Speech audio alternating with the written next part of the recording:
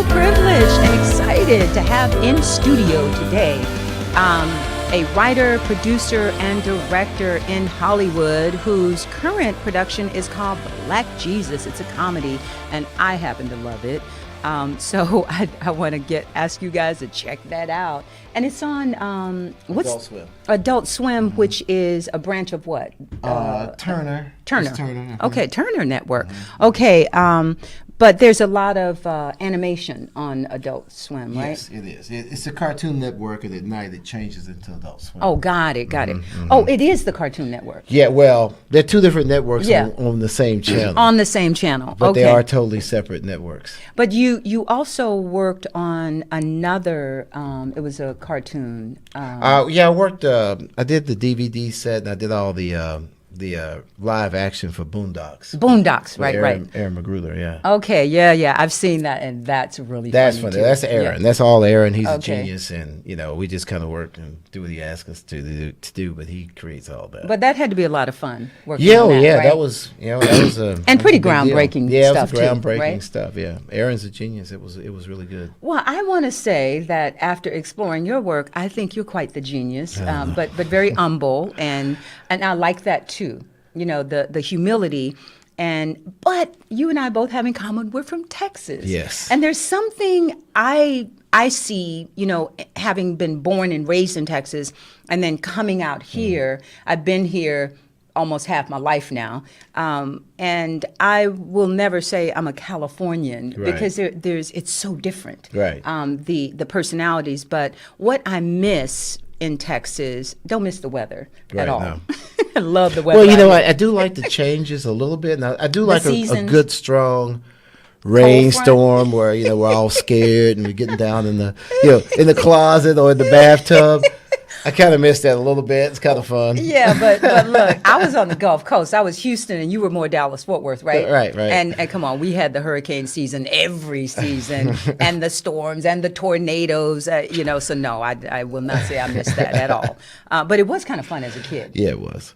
But what I found is that there's a certain level of authenticity that I miss with the people in Texas and this earthiness. Yeah. And now, not so much in Dallas, because you get a lot of the phoniness in Dallas, right? Yeah. Depending on where you are. I mean, it's such a big city. If you're in the elite areas, Yes. The place that I live was like North Dallas, Dallas has its elite. No question, very, very elite. No question. So it was more of like the Hollywood of Texas. But with big hair. Yeah. Yeah. And I'm big hair. still into the big hair a little bit. I miss the big hair. Yeah. And I do miss that we do love to dress. Yes.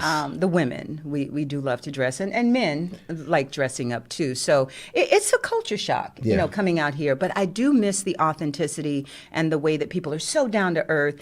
And the fact that in Texas, we just tell you like it is. Yep. We don't like you. We don't like you. We don't go behind your back and say, Right. We're just like, look, dude, I don't like you, but we got to work together. And so we're going to make this work, but just know I don't like you. Right. And I can deal with that. Right. Yeah, you're right. They don't necessarily smile in your face and don't mean it necessarily. Oh, absolutely. Yeah, you kind of, people are, they on the surface are pretty nice, but they'll let you know that if they want to work with you or not. And I like that, though. Yeah. You know what I'm saying? And I found that when I came out here to Hollywood, because you came out here essentially for the same reason. Although now, as a kid, when I was watching different shows, Go West Young Man, the Gold Rush, and all of the Westerns, that were so popular, I always knew I would go west. I always knew I would come to California. I mean, you knew that? I went east first, but then, west.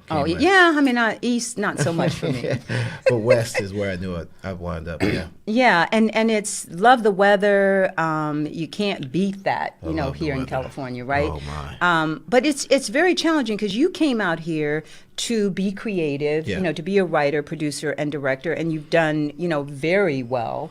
When you consider the obstacles, come on, give yourself credit. You have to have gratitude for where you are. Absolutely. And no matter what it is, and that's something I've learned is like, come on, just have gratitude for where you are. Yes, and then even though, because we're here to become more, and we're here to actually continually grow and expand and evolve. And I think when you start condemning or cursing or belittling the circumstances of where you are right now versus appreciating it, you're going to hold back your good. Because I found that the easiest way to get out of the circumstances that you're in is to bless them. Right. And take care, like if you want a new house, then really take care of the old house you're in. Clean it up, paint it up, fix it up. Right. And then all of a sudden, it's like the universe is going to say, oh, you really enjoy nice things. So now let me give you something bigger and better. That's right. That makes a lot of sense. I mean, if you want a thin body, start taking care of your fat body. There you go. And you'll start to get a thin body. How about that? The universe and what we're talking about today is beyond the winding road back to singularity, which is my term for oneness, because what I found very fascinating about the two of us is we have been on this journey, this spiritual journey, back to oneness since we were children. And essentially, there's something about the age of 12, because you mentioned that. It was 12, yeah. I mentioned that, and so many people who have evolved spiritually, it's just something about 12. It was 12 for me. Yeah. Right? Absolutely. And I remember that summer, because my birthday's in August. Summer of 12 for me. Yeah, summer of 12, because I turned 13 the end of August, right before school starts. That summer, I read every one of the Hardy Boy, Nancy Drew mysteries. When I ran out of books, and right before that, I had read the entire World Book Encyclopedia right before reading the Child Life Encyclopedia. I'm looking for all these answers. And then when I ran out of reading material, because I lived in this really, really small town, and we had to be bused to another town, and there was no library. There was nothing. So I just had to have my own reading material on hand. And when I ran out, I read the Bible. Oh, yeah. Because it was on the coffee table. Yeah. And it was pretty scary, reading that Old Testament. But by the time I got to Psalms and Proverbs, I was like, okay, now King Solomon and David, homeboys, I could really relate to them. But boy, a lot of that stuff was scary. But it was just like I ran out of reading material. And then after that, I read the dictionary. I had a Webster's. Well, I didn't do that. Well, I just did a page a night. Yeah. I had read this book called A Tree Grows in Brooklyn.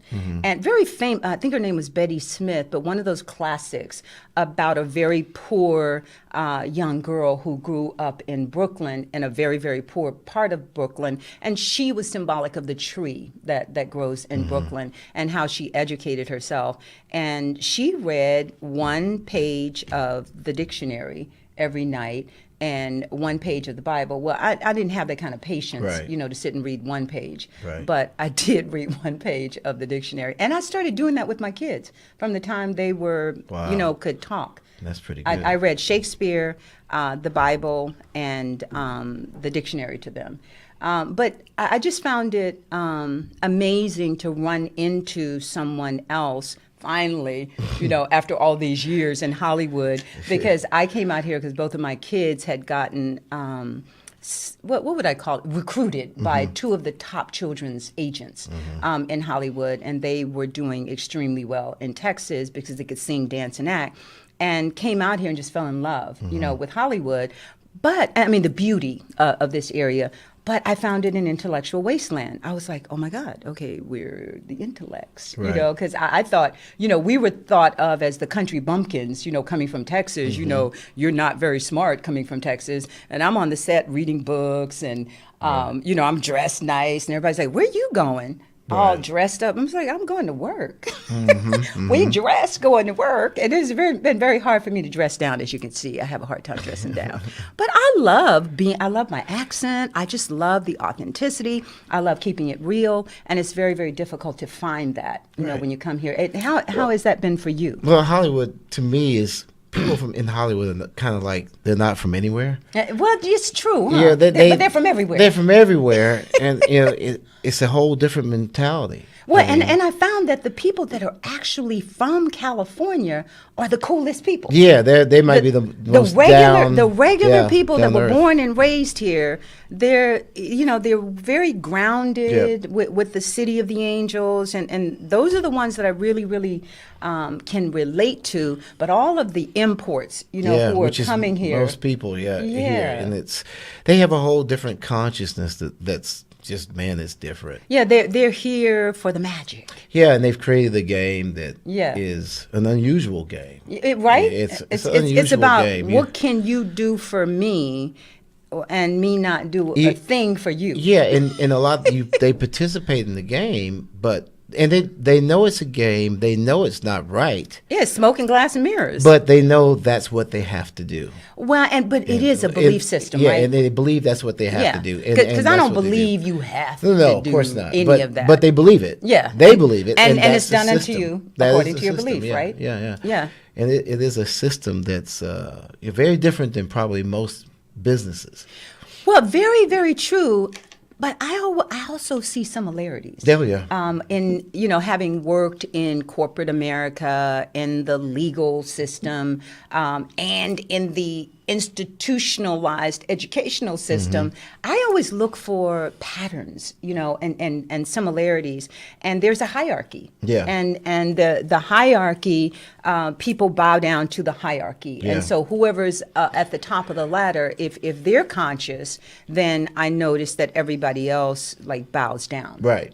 To that level of consciousness. Well, the common core is ego, of course. Well, exactly. It manifests a little bit different in different ways. But it's still ego. The same trunk, the same tree. Right? Okay, which brings us to this beyond the winding road back to singularity. So what I realized in meeting you is that you and I had taken this long winding road trying to get back to oneness and trying to figure out, how we can break through the matrix. Right. And it's so simple. Yes. I mean, it's been complicated by all of the dogma and all of the tricksters and all of the people who want you to buy their elixir or their goods and promising way more than they could ever deliver. And of course, you and I have bought a lot of plug nickels, right? Yeah, sure, yeah. along the way. But it's been a fascinating journey back to singularity. So the rest of the show, we're going to have fun focusing on what we've learned along this way and how we can move beyond this winding road and get back to oneness, or what I call singularity. And I want to point out that I'm very impressed with your humility, and that when you and I met at the Conscious Life Expo, we both, our souls kind of recognized each other, and that we were on the same path, and how now with you being enrolled in the Course in Singularity, which is a course in transcending the duality of the ego, let's look at how other people can benefit from moving away from the winding road and getting on that straight and narrow. Which is what we're still, working on. We're on it. We're on it, and it feels good, right? It feels real good in Hollywood. When I met you, even before then, it's like I always knew that all that stuff is fun, but that's just what I do. That's not what I am. It's not who you are. No. The course is something that I don't really take credit for all of the information that was downloaded to me.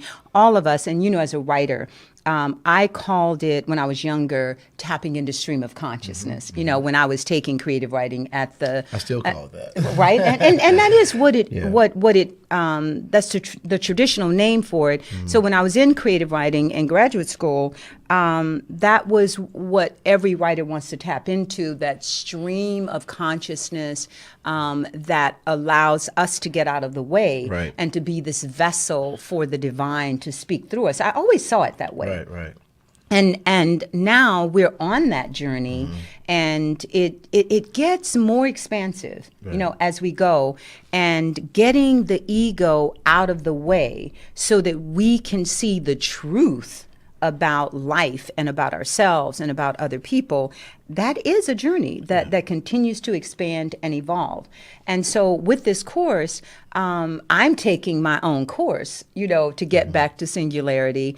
And you're joining me on that mystical, magical path. Right. And so I'm going to give it to you in terms of the ego. What have you learned about your ego that can help other people on this journey, especially in Hollywood, because you can really get stressed out on this? Oh, yeah. And, I've learned a lot. I'm learning a lot. And the big thing, what I love about the course and why I'm in it, is focusing on this whole problem, the ego. Yes. Because its main thing is what's happening is I'm being mindful of and watching myself. I'm observing myself. Yes. Being the witness. Witnessing myself. Yes. That's the real key. Reacting to everything. And when I witness myself, then I'm starting to get these real answers. And it's like, one of the big ones is, I'm seeing things with new eyes. Yes. And one of the big ones is like, you know what? First thing you have to do is surrender. Hello. And it's so hard, right? I used to not really Especially know what as surrender. A dude, right? Yeah, well, I know what surrender meant. To me, it was meant like you were weak, right? Surrender was like, they've got the guns, my hands go up. That's right. And they would say it in the Western, surrender. I surrender. Yeah, I surrender, and they put the handcuffs on you. You go in, right? That's like death. Yeah, like death. But it's not. And emasculation, right? Yeah. Oh, yeah. And so I was like, they would say surrender. I'm like, I don't know if I want to surrender. I don't want to ever give up. Let's fight to the death here. But as usual in our society, things are backwards. Exactly. And surrender actually means you've got to surrender. You've got to surrender to the I am inside. You've got to your higher self. Yeah, you have to let the ego go. Yeah, that's what you got to surrender. You've got to surrender the ego. If you can surrender your ego, that's the big deal. It is. Because we identify with that. And we think it is the we real think it's us. Right? We think it's us. So you have to surrender myself. Mm-hmm. And you got to surrender your phantom fake self. Or what I call the imposter spirit. Yeah. It has come in and hijacked us. And the unique thing about the course that is so simple. Remember, the title of the show is Beyond This Winding Road Back to Singularity. And what I realized when I tapped into this information is that we've got to go back to the basics, which is our relationship and identification with the 7 deadly sins, which I call the 7 harmful habits, and they're called deadly for a reason. Right, they are. You're right. And you said simple, which is an interesting word because it is simple, but it's not easy. Not when you're in your ego. Those are 2 different words. No, it's very true. It is very true. simple. It's like, don't do that, don't do whatever or something bad. It's a simple concept. Don't be angry. Okay, how simple is that? But it's not necessarily easy. So let's think about it. Because see, when we put a negative in front of it, or if you look at the 10 Commandments, thou shalt not. Anytime you tell the higher self that it don't do this, or thou shalt not, well, the ego loves that because then that's giving the ego permission, let's do it, because it understands that the higher self is unlimited and we're here to experience all of these things. And so instead of telling ourselves, don't do this or don't do that, you have to transcend that by having had that experience and saying, you know what, that experience is painful. That is not getting me the results that I want.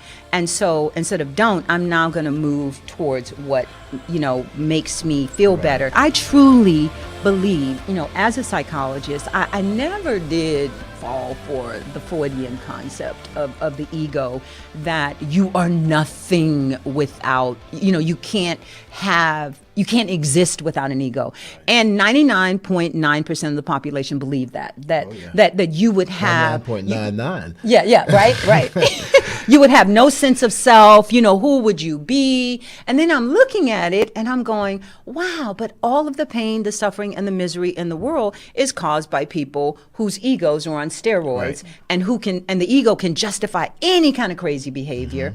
And when you believe, as most people do, that you cannot exist without an ego, well, when you look at the quote that man minus ego equals God, what is standing between you and singularity, or oneness back to the divine? It is your ego. So how could you possibly say, if you had any kind of common sense, that I need my ego? Because at the end of the day, if you look at the New Testament, it says that only the man who descended from heaven can return to heaven. The ego didn't come from heaven. Right. It's something we created here. And so what I've seen with most of the spiritual or religious paths is that they're all about educating the ego, spiritualizing the ego, intellectualizing the ego, and stroking and petting your ego. Right.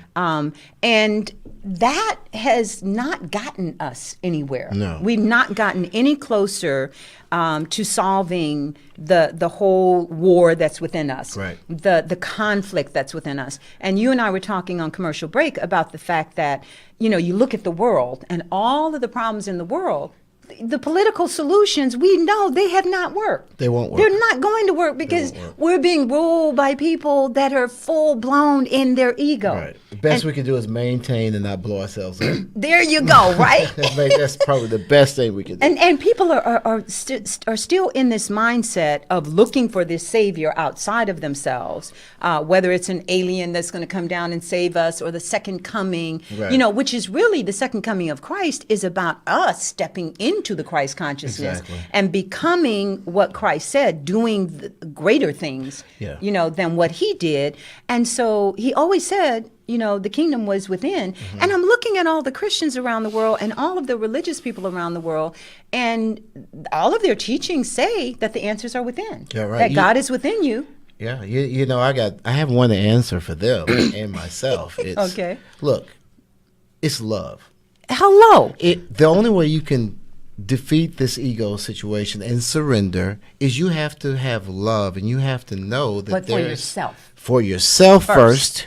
Because how can you love anybody else if you don't love yourself? And that's the hardest thing, because everything in this world, the ego's world, is anti-love. Right. It's like people sing about it, they write about it, they talk about it, and yet the love that they're talking about is basically lust. Right. No, that romantic love is not ownership and control, or I'll love you if you love me. Yeah, that's not that's not the love we're talking about. Exactly. The love we're talking about is the one that allows you to surrender. Yes. Because you have to believe that there is the nothing that the ego is telling you you're going to become nothing. Become nothing. Yeah. It's actually that's love. The fear, right? Yeah, that's the fear, because it's trying to stop you from getting to the real love. Yes. So if you can break through that and just have, as they say, faith in love, and love in yourself, love that you are this perfect being that the creation has created. It's just talk right now. It's intellectually we understand it, but you have to actually believe it and love it. Yes. And then I think you can make that bridge. And the only way, every time my ego pops up every day, I have to stop back and breathe, and love, trust, that thing that give love a chance, give love a chance, real love a chance, give peace a chance, the thing that's allowing me to breathe in the first place, and have my body and the cells generating and all the things that are going on, the sun going up. Actually believe in that. Yes. That's pretty powerful. Yeah, for a change. And then not believe in my own ego. My ego is literally crazy. Insane. And it lies. I mean, it constantly. It takes you off on all these little rabbit trails. No, look over here. Look over there. Look everywhere except inside of yourself, Oh, I love the part when it becomes spiritual. Oh, yes. Okay. That's the best part. Oh, okay. And if I wear white and then I sit and I do Om, it's all good. Oh, my God. It becomes spiritual. It puts on robes and everything. It's like, and I start believing that. Yes. Like, oh, yeah, you're right. You are. No, and it's tricked me again. Yes. And, it's laughable.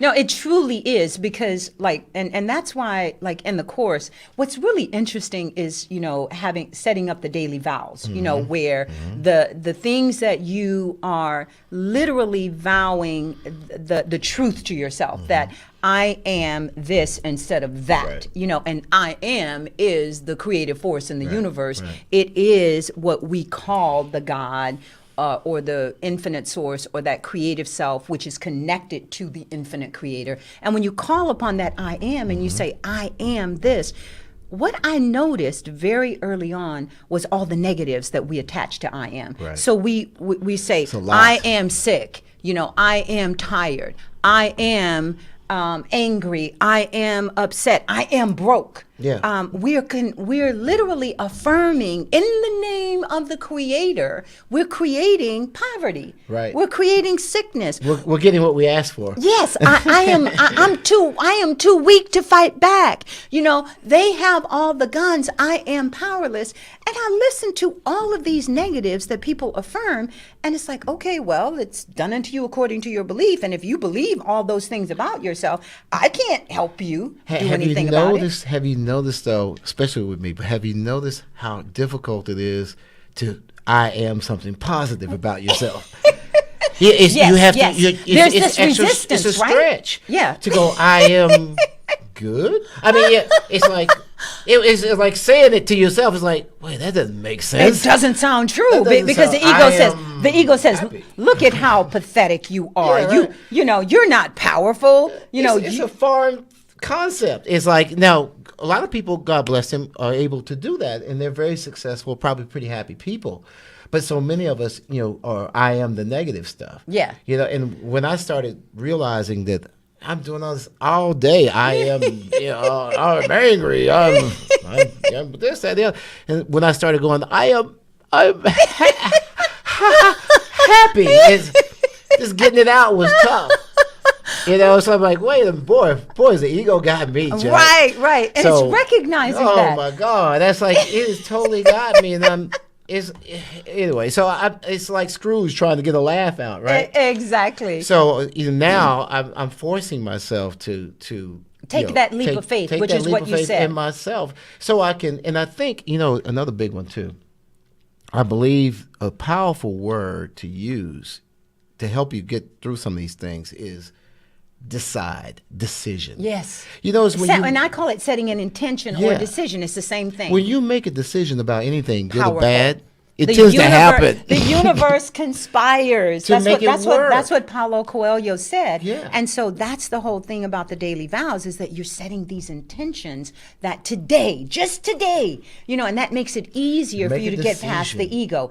Today, I am deciding that I will look at everything as a test instead of that person is my enemy and that person is out to get me and the whole world is conspiring against me. No, what about maybe it's just a test? Right. To see if you can step into your power, to see if you are going to remain a victim. Because when I look at the number of students that aren't doing well in the course, right? Mm-hmm. And then I go, and they go, but what can I do? I don't understand. Well, how about if you actively listen to the vows and what you're saying that you're going to do every day when you wake up and how you're not doing it? Mm-hmm. So today in the course, in the class, we're going to actually look at those vows and how you are not being true to what you're saying, that's your intention. Right. And so it shows you how easy it is to get hijacked throughout the course of the day. You're getting hijacked throughout the day. All day. It's a constant assault until you can maybe get control over it eventually. I think that it does become easier. I do believe the more you do the more you do, the more you program yourself with you're deciding and surrendering and believing that there is a love in this universe that that is inside of you.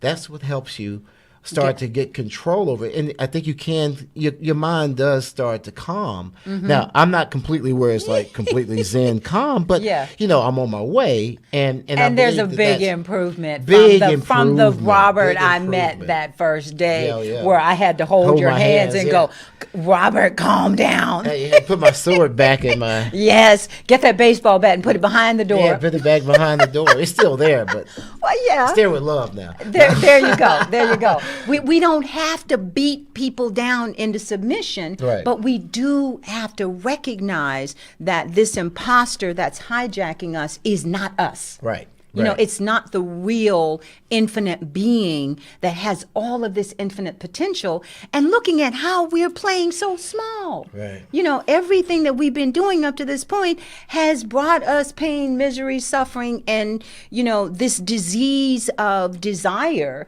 that is unfulfilled. So how about taking this quantum leap of faith? And we have not tried looking at what would life be like without ego in it. Right. That's a quantum leap. It's funny you say quantum leap too. It's just because if you just study what a quantum leap is, should tell you there's something more to this universe magically than quantum what, physics is the magic. That's what that's it is. telling you right there that hey, there's something spooky going on Exactly. here. Two particles can exist, simultaneously. And one on one side of the universe, and on the other, you touch it, and the other side of the universe, the particle reacts, goes the opposite direction. Exactly. And a quantum leap in general is like, you know, how does an electron jump around like that? It's scary. It's telling you that you're more powerful than you know. That is the truth. And that's the beauty about physics. Not that I'm not a physics guy. I do my love my quantum brother's physics, an MIT physicist, but not me. but I do believe that is what it's going to take, because at the end of the day, we haven't tried it. And so what we're doing with the course is something, it's beyond all of the other paths that you and I have tried. And I've gone all over the world, you know, trying these paths. And, you know, having taught about the ego, having studied the ego, talked about it ad nauseum on the show. And the missing link has been that relationship that we have with the seven deadly sins, and pretending that they're not that cord that keeps us tied to fear, that keeps us in guilt, that keeps us playing small, because most of the religions of the world have this admonition about, well, if you don't do this, then, you know, you're going to burn in hell, or you're never going to get back to oneness, or you're going to suffer, and if nothing else, just be guilty and beat yourself up. Most people just start burning in hell and suffering right now. So Exactly. why wait? Why wait? And that's the attitude. People why they're wait? like, well, you know, I'm doomed anyways. Yeah, so why wait? That starts suffering right now. But I did notice too with the seven deadly sins. I thought, well, you know, I got 2 or 3 of them. Maybe 4, but certainly not 7. Not me. You know? Of course not. I've been on this spiritual path my whole life. I don't envy anybody, buddy. And then I realized that envy from taking the course really opened my eyes in that, you know, when you're not thankful for what you have. Thank you. And you're looking at other people's stuff and saying, I should already be have there. Not that I want their stuff, but but I turn to getting angry at myself because I don't have an accomplishment. That's envy. It is. And way you look it's at it. envy. And I realized that, whoa, wait a minute. I beat myself up all the time like that. And it's such a negative and thing to repelling do. your goodness, right? Yeah. You know, because you got to be happy for other people and look at their success and go, wow, if they can do it, then I can do it. And most people can't do that. They just can't be happy for other people. Because they can't be happy for themselves. True. And they're beating themselves up. They don't realize it. And once right back to that thing called love, they don't realize that, hey, you're perfect. Already. Whole, perfect, and complete. You just got to take that leap of faith. But, you know, it begins with realizing, oh, my God, I've been lied to 99.9% of the time. You're lied to when you wake up in the morning till you go to bed. When you go to school, you go to church. I mean, it's all designed to keep you in the matrix. Our whole system, to me, of political, religious, corporate systems, education, is all egoic. It's all predatorial. That's how we're just and it's all based on keeping people down at the bottom and this small group at the top controlling, the puppet masters controlling the people down at the bottom and keeping everybody in fear and playing small. And so this journey out of the ego is something else. I mean, survival of the fittest. Yes, Darwinism. It's a tough thing because people really believe that. Not that Yeah, I believe in evolution, but I don't believe in survival of the fittest. I think, how about survival of How about us? we can evolve? How about instead of evolving into more predatory animals, Right. we could evolve into infinite beings? And if you look at our system, even in school, corporate, everything's predatory. Everybody's trying to eat the other person. Dog eat eat the other, dogs, dog eat dog. climbing up the ladder, kicking other people down. Even in our religious institutions. Oh, absolutely. But that's the opposite, I think, of where we're humans. We're not cats and lizards and whatnot. God bless them, but we're supposedly more We're supposed to evolved. have dominion over them, correct? In love. They're doing their part, and our part is love. Yeah, and connecting with them because they're all sentient beings. Right. I look at my dog, and there's just so much love and compassion in her Unconditional eyes. And love. yes, Even when you right. yell at him. It's such a blessing. And we want to leave you guys with some simple truths that the two of us have learned on this journey, which is just a beginning. Because I firmly believe that once we are able to make that quantum leap out of duality, the schizophrenic house that is divided against itself, and back into singularity, that's just the beginning of the journey. And it's very, it has been challenging along the way. And I found that as the instructor, not so much challenging for myself in terms of the concept, because I always understood it. And I was just so blessed and grateful to get the confirmation about the 7 deadly sins and analyzing where I was in them, and then the 12 virtues or principles that make up the course.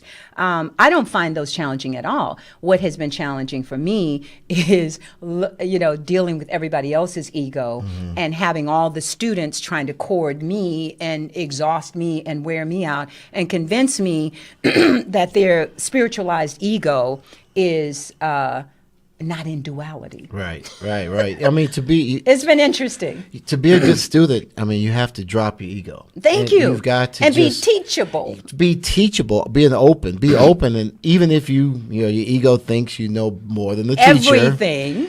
And even if maybe you do know something the teacher doesn't know, doesn't matter. Drop that and be open. And it's not like, because you've brought in some great material to the course, the impersonal life. Yeah. The impersonal life. I love that and book. it's certainly not like, because like for me as a professor all these years, whenever there was a student that showed up that knew something I didn't know, I said, come on, dude, come on up here and teach, because I'm ready to learn.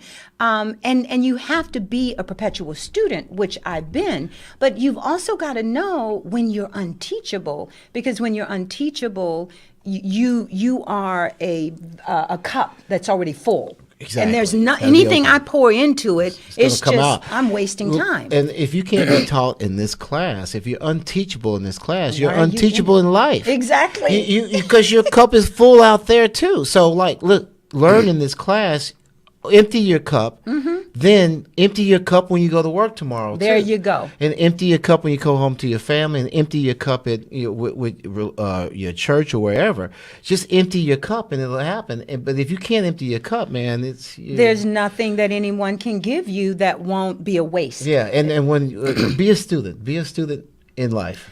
Perpetually, Yep. Right? Correct. And it's interesting, but with one of the students yesterday, I had a breakthrough where I said, well, look, you're stating these vows every day that you were full of wonder and awe, like a child, that you're teachable.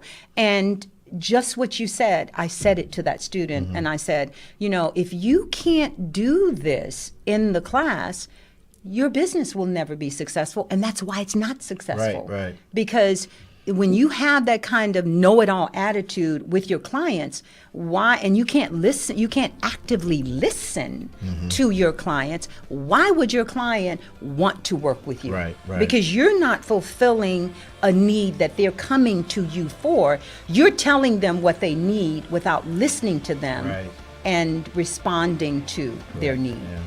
As soon as you think you know it all, that's a good tip that you don't know anything hardly. Exactly. And it happens all the time. My ego thinks it knows everything. Well, of course. And we only know what we know. Right. And that isn't very much. Right. It's about, maybe 1% And when you do of know what's something, try to give it out humbly to Exactly. people so they can understand. And thank you for being that. And thank you for showing up for the show and for showing up for yourself. Oh, thank you. Because it's so important to have writers and producers who are working on being better people. That's true. The biggest thing in Hollywood for me right now is working on myself. All right. And that's the greatest gift we can give to the world, is to work on ourselves and become better people.